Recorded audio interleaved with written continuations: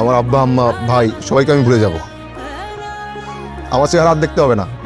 মনের মধ্যে হাজারো কষ্ট নিয়ে এবার বাড়ি থেকে চলে যাচ্ছে সামির এবং মেহেরিন, শুধুমাত্র ফাহাদের ওয়াইফের জন্য। তো ফাহাদের ওয়াইফ, যে কিনা এই বাড়ির বড় বউ, সে মেহেরিনকে চোর সাব্যস্ত করতে চেয়েছিল।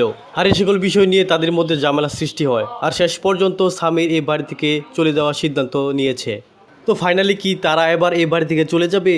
তো কি হতে যাচ্ছে এটা আমাদেরই গল্প এই নাটকের 29 নম্বর পর্বে, এবং এই নাটকের 29 নম্বর পর্বটি কবে আসতে চলেছে, তো তারই সকল কিছুর বিস্তারিত আলোচনা থাকছে আজকের ছোট্ট আপডেট ভিডিওতে। তাই ভিউয়ার্স, ভিডিওতে লাইক দিয়ে চ্যানেলটি সাবস্ক্রাইব করে ধৈর্য সহকারে সম্পূর্ণ ভিডিওটি দেখুন। তো সুপ্রিয় ভিউয়ার্স, আসসালামু আলাইকুম, আশা করছি ভালো আছেন।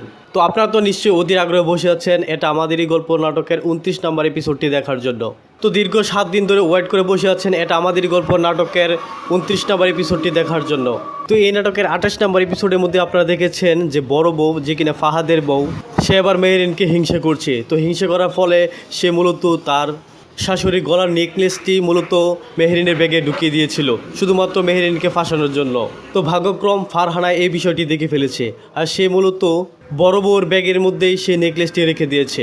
আর এতে করে এবারের মতো মেহেরিন মুক্তি পেয়ে যায় চোরের দায় থেকে। অন্যদিকে নিজের পাতা ফাঁদে পড়ে যায় বড় বউ।